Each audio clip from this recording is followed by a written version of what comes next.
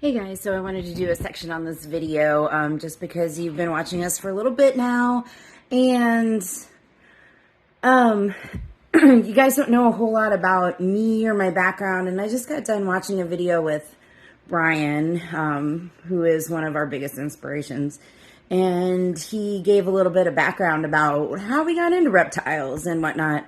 So this is my favorite time of the day in the reptile room. It's quiet. I'm the only one up. I'm working hard. We got Maverick in his enclosure. I still have a lot of work to do to clean this place up and get it looking like I want to for the videos, but you know, it's always a work in progress.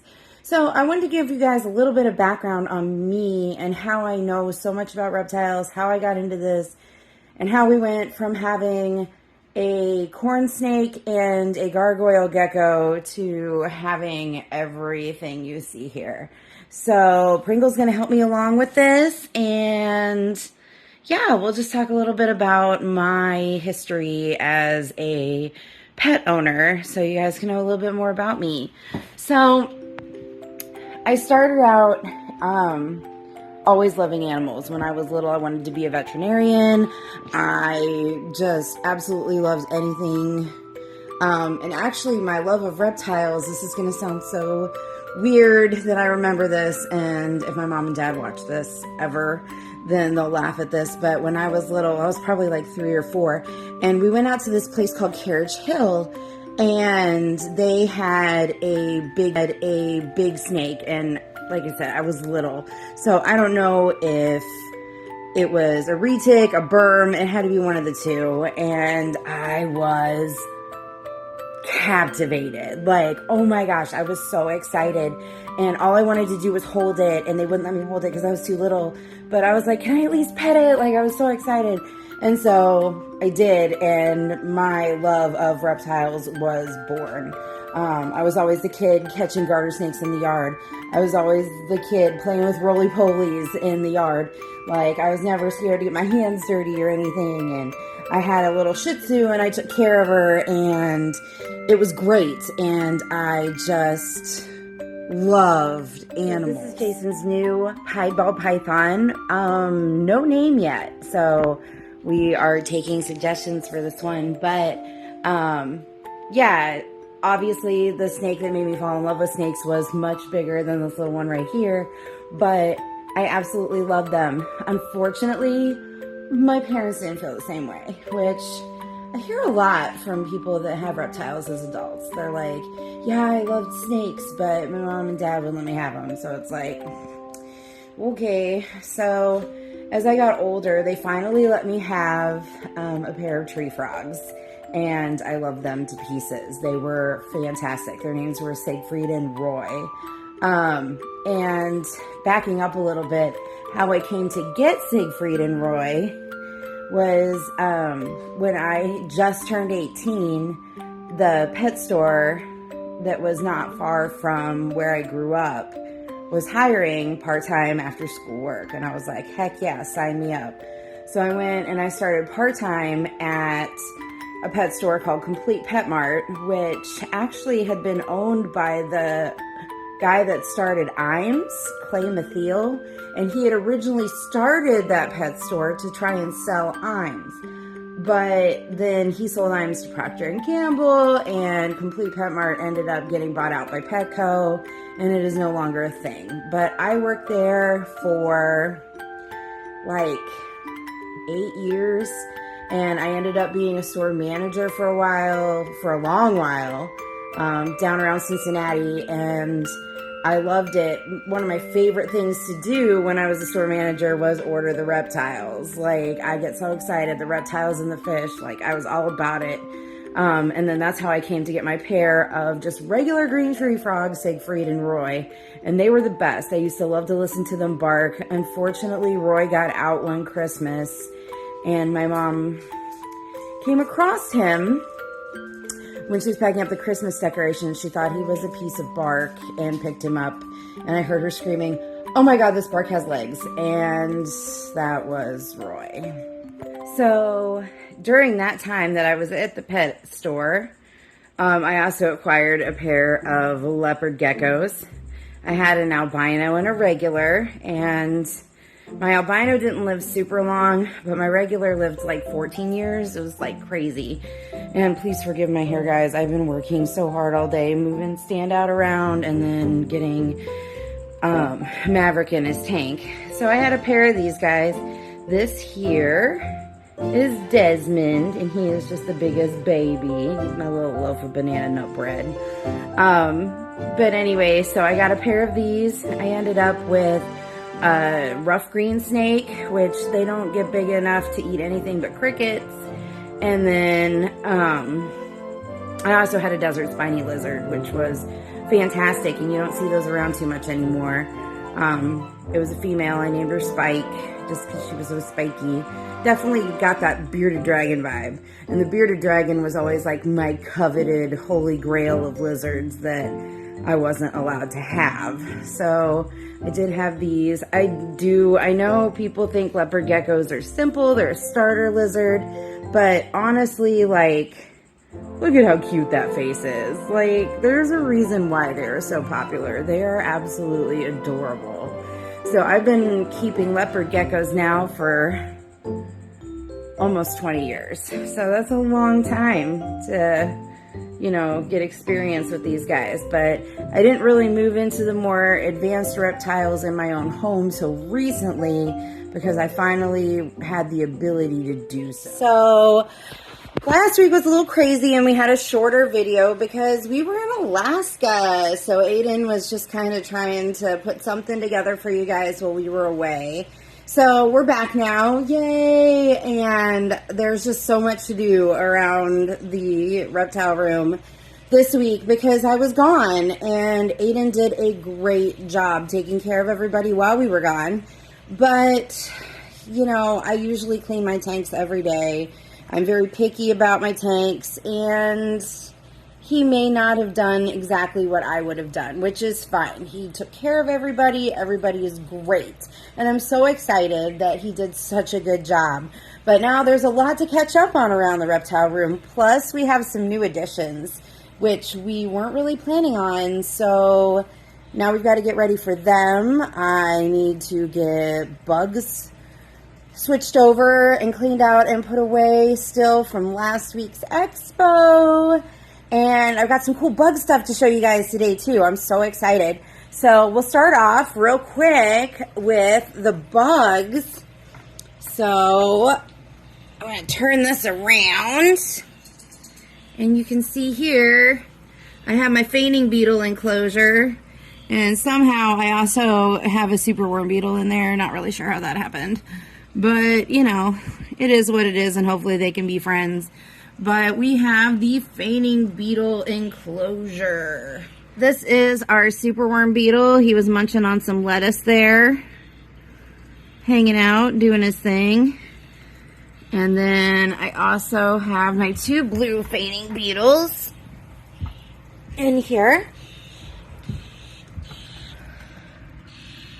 We're going to call them Paul and Ringo. There's one. There's another one in there somewhere hanging out. I did get this awesome little fainting beetle enclosure from Secret Garden Geckos. And it's just kind of fun to sit and watch while you're watching TV. I need to clean the glass on it, but it's definitely a pretty cool little terrarium there. And I'm super excited to have them. Basic care on these guys. I put fish flakes in, and then I add lettuce and carrots for them to snack on. They can snack on things like French fries, but they can't be a staple diet of it. And you want to put, I just refilled their water to put back in there to make sure they've got water. But lots of fish flakes, lots of vegetables. And hopefully we can keep these guys going for a while. I'm pretty excited about it.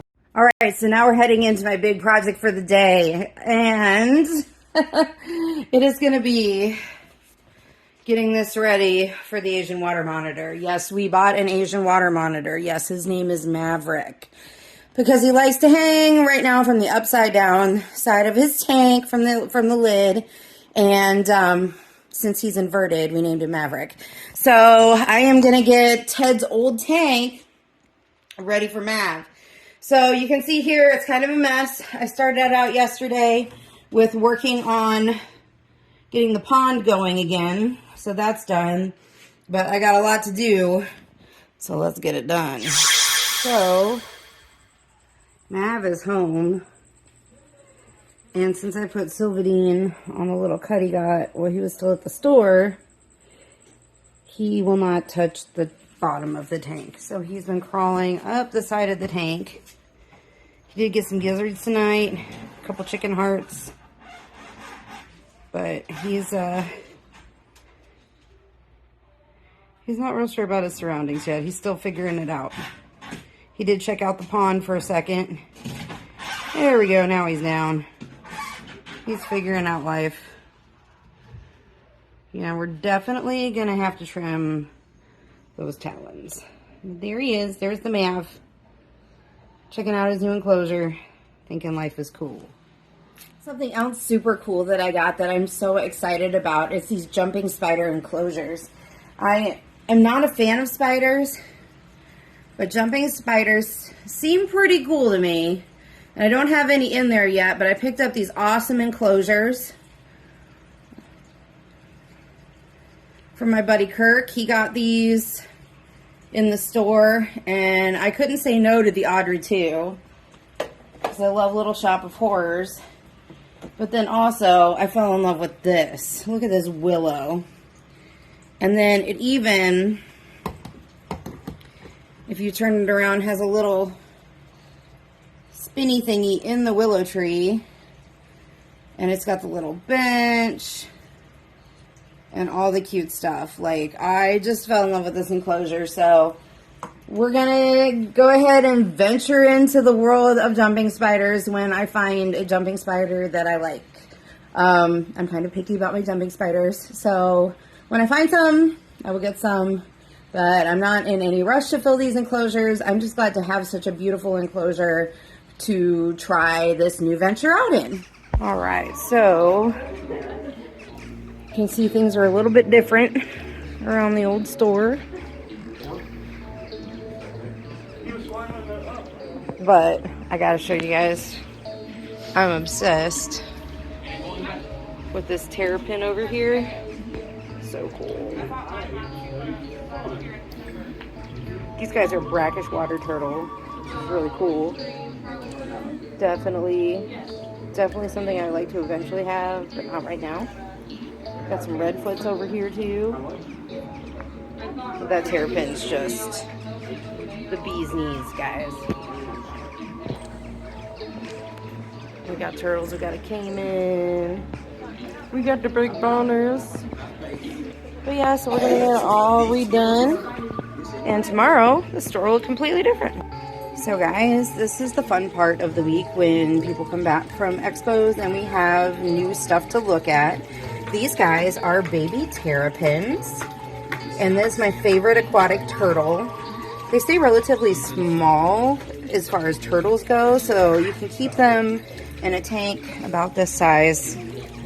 So I would say like a 40 to 55 gallon for these guys when they're full grown. But they are an awesome little turtle with this awesome black and white specks. They are a brackish water turtle, so you want to use aquarium salt. Definitely don't use the table salt because the iodine's bad for them. But you can use aquarium salt in there to just kind of give them that little bit of salinity that they need.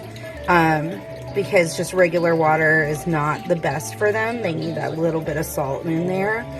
They're fantastic little aquatic turtles. They like to eat crickets and feeder fish and just live their best little turtley lives. But they are beautiful. They do need a spot that they can bask in and climb on. But they are mainly aquatic because they've got these awesome little, if you can see their little paddly feet that help them propel through the water. They make a great pet though. See, they're nipping at that cricket right now. And they're beautiful, they're fun to watch, they're very active. And definitely, if you're looking for a pet turtle, 10 out of 10, highly recommend. So guys, not only is taking care of the reptiles super important, but also is taking care of their food. So right now, I got a new shipment of superworms in, so I'm putting them in a clean bin. I love getting superworms because they don't morph into beetles very quickly. They're great supplemental food, but you don't want to feed exclusively those because they do have a higher fat content. and they can cause your reptiles to be obese if they're exclusively fed. But I like to keep my super worms in these bins. You can leave them open top. I always put egg crate in here. I'll show you guys the finished product when I'm done. We have the oats. I use rolled oats in there. I put 2 cups of rolled oats in. And then, ooh, I've got an escapee. Come here, little buddy. Come here, little buddy. And then I always put egg crate and lettuce and carrots, and I feed the bugs the same vegetables. I'm trying to get all the escapees.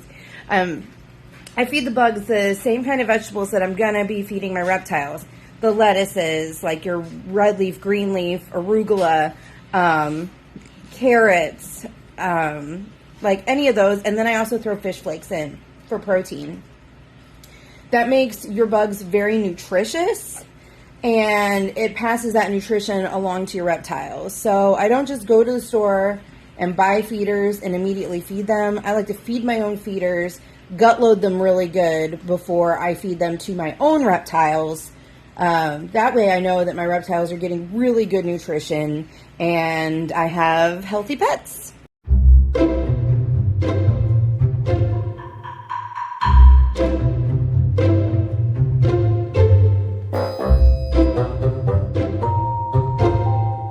Just gotten back from my trip at Washington, D.C.